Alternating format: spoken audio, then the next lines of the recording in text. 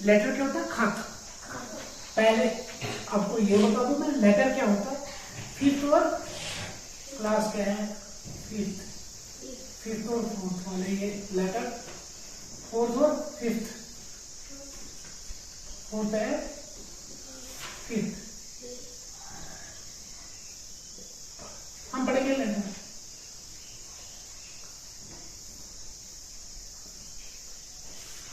Letter क्या होता है? खत।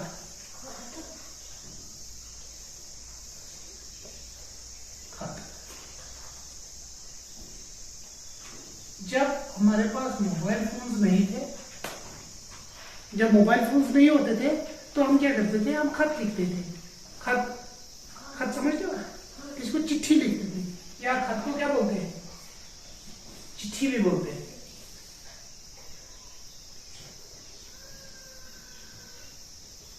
चिट्ठी, चिट्ठी, चिट्ठी लिखते थे।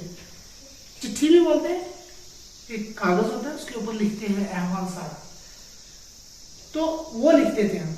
ठीक है, तो आज ये चिट्ठी जो है ये मैसेजेस में कन्वर्ट हो गई। किसमें? मैसेजेस। मैसेजेस क्या होता है? पैगाम। पैगाम क्या होता है?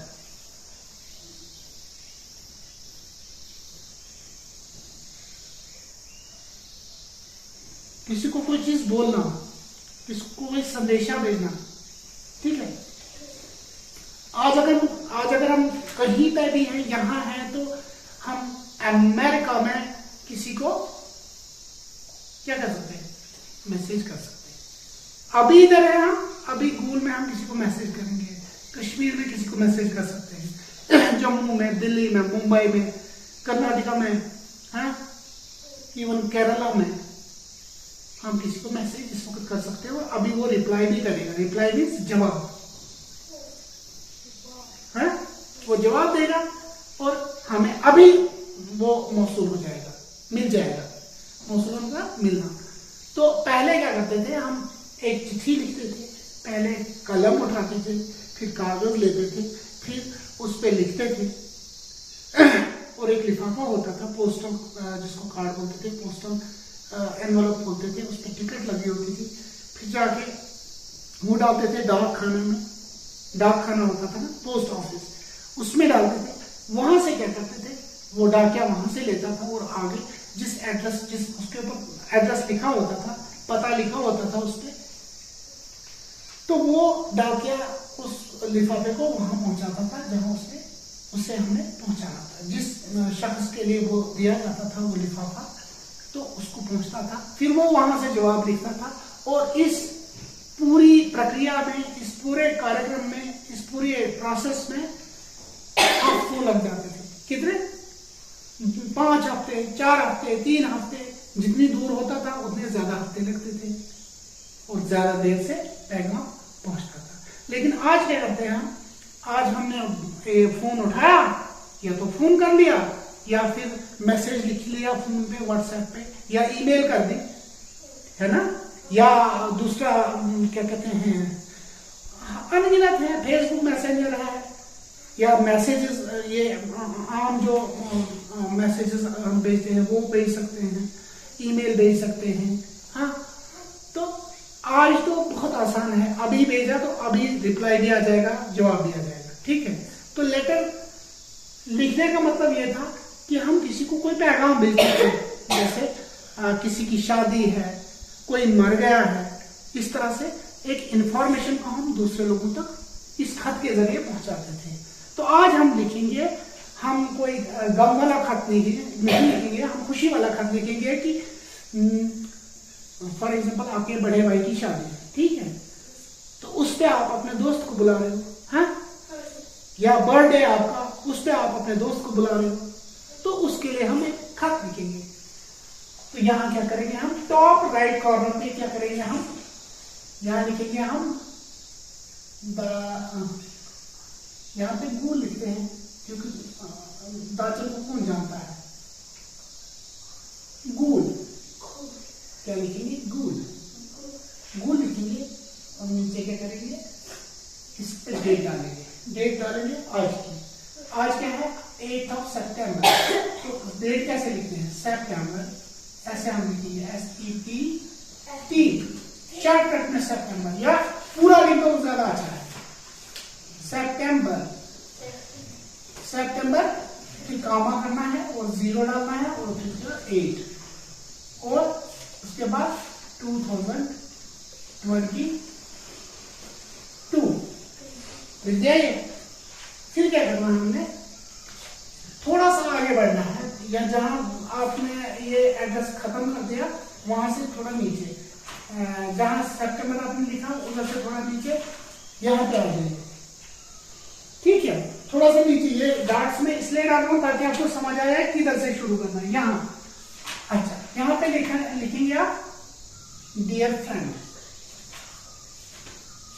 डियर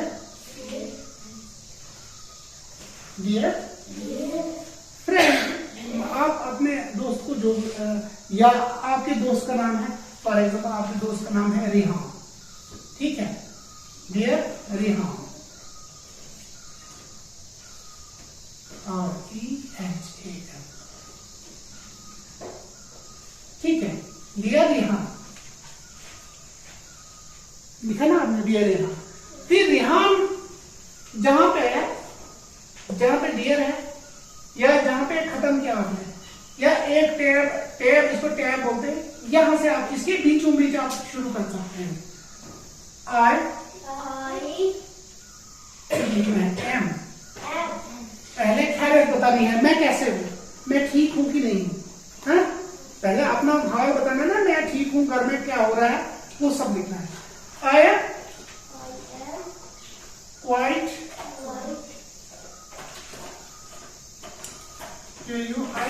quite होगा, बिल्कुल सही, quite well and hope that you will be in a good health।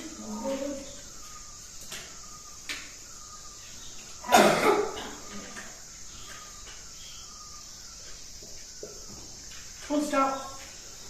I am quite well, मैं बिल्कुल ठीक हूं, एंड होप, और उम्मीद करता हूं, that you will be in a good health, और आप भी सेहतयाब होंगे, और आप भी सेहतमंद होंगे। अच्छा,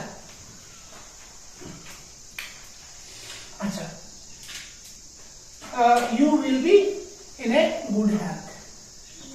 फिर यहां जहां से डियर आपने लिखा था ना, बस यहां से स्टार्ट करना। ये देखो, अब यहां से स्टार्ट नहीं करना है, क्योंकि यहां हमने टैब, इसको टैब बोलते हैं, टैब डाला था, टैब मीन्स एक स्टेप आगे, तो यहां हमने फिर यहां लाना है, बिल्कुल इधर। तो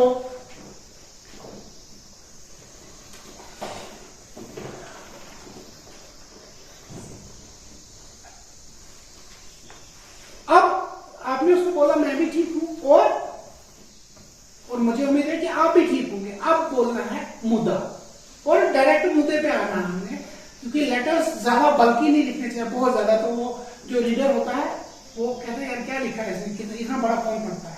सीधे मुद्दे पे आना ना, बात बोलनी ना उसको कि मसला क्या है, तो वो मसला हम बताते हैं, इसको आप किसको, जिसको हम लेटर लिखते हैं, ठीक है, उसको बताना है कि अब मसला क्या है। अच्छा, यू, अब हम इसको बोलते हैं you will be happy to know,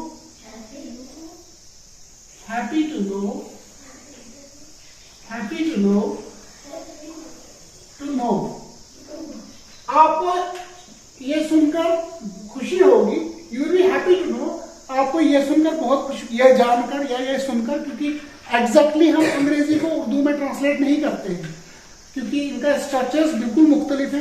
English अलग तरीके से बोली जाती है और उर्दू अलग तरीके से, इसलिए इस चीज को ध्यान में रखना चाहिए।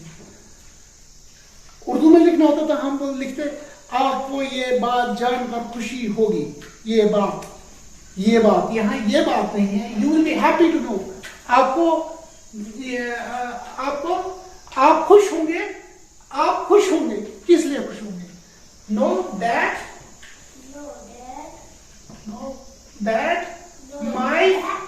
माई बर्थडे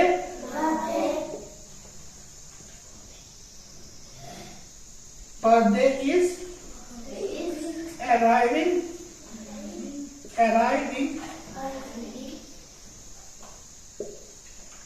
आपको ये जानकर खुशी होगी कि मेरा बर्थडे आने वाला है, आ रहा है, आने वाला है या आ रहा है, जैसा आप समझो। ठीक है, अराइविंग ऑन 15 सितंबर 15। अब सितंबर में लिख रहे हैं तो पहले सितंबर, सितंबर नहीं होता, सितंबर, सितंबर, बर नहीं होता, बर काट देना इसको। पहले मैंने बोला था ना एक बार आपको, ये जो प्रोनाउंसिएशन जब सिखा रहा था, सितंबर, सितंबर नहीं, सितंबर, अक्टूबर, हाँ इस तरह से। तो ऑन सितंबर 15, यानी 15 सितंबर को मेरा बर्थडे है।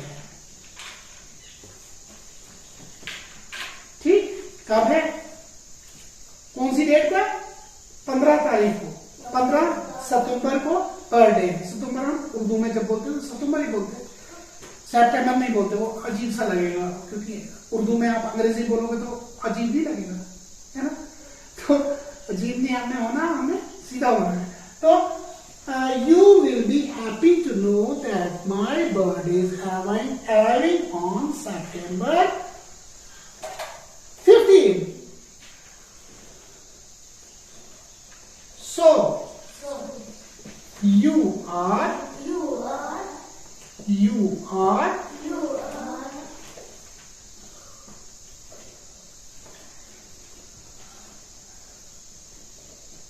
invited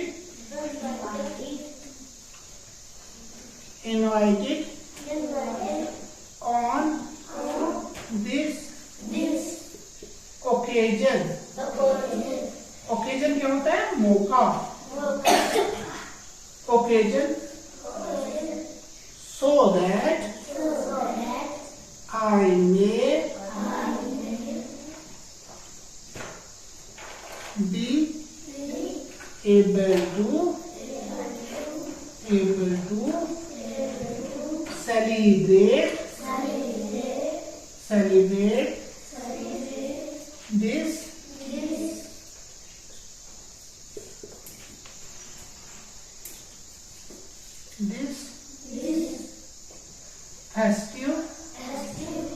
festive this occasion, on this occasion, so that I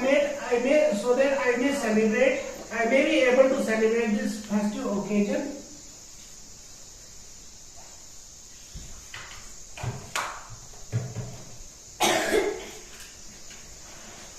with you,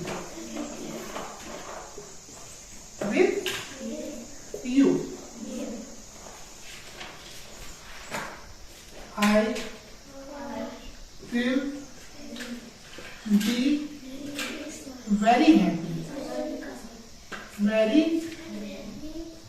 happy to hear from you।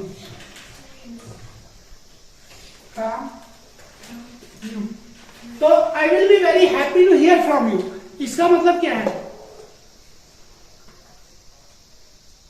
मुझे बहुत खुशी होगी कि अगर आप मुझे इंटीमेट करें, आप मुझे बताएं कि आप आ रहे हो या नहीं आ रहे हो।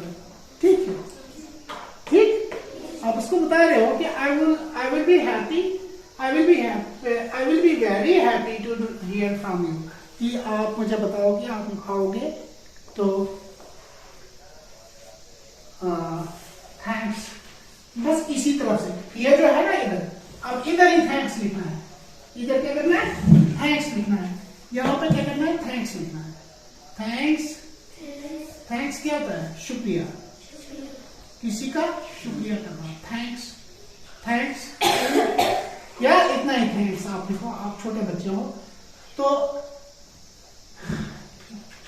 जो भी लोग इस वीडियो को देख रहे हैं तो ये छोटे बच्चों के लिए है, ये बहुत बड़े बच्चों के लिए नहीं है, छोटे बच्चों के लिए, क्योंकि उनकी कैपेसिटी के एज पर देयर कैपेसिटी ये लिखी गई है। तो उनकी कैपेसिटी के हिसाब से 5th और 4th उनके कैपेसिटी के हिसाब से लिखा गया है। बाकी अगर बड़ी क्लासेस होंगी तो उनके लिए बहुत थोड़ा ज्यादा इसकी बॉडी थोड़ी ज्यादा लिखी जाएगी, उसमें डिफरेंट चीजें और भी लिखी जाएंगी, लेकिन ये छोटे बच्चों के लिए है, ये 4th और 5th के लिए है, इसलिए शॉर्टकट में, तो ताकि उनको ये एक चीज का मतलब वो हो जाए, एक्सपीरियंस हो जाए कि भाई लेटर्स ऐसे लिखते हैं। तो थैंक्स, थैंक्स yours, yours, इसको एपोस्ट्रोफी बोलते हैं, yours, sincere या yours loving, क्योंकि दोस्तों से हम प्यार करते हैं, है ना, दोस्तों सबको प्यारे होते हैं। yours loving,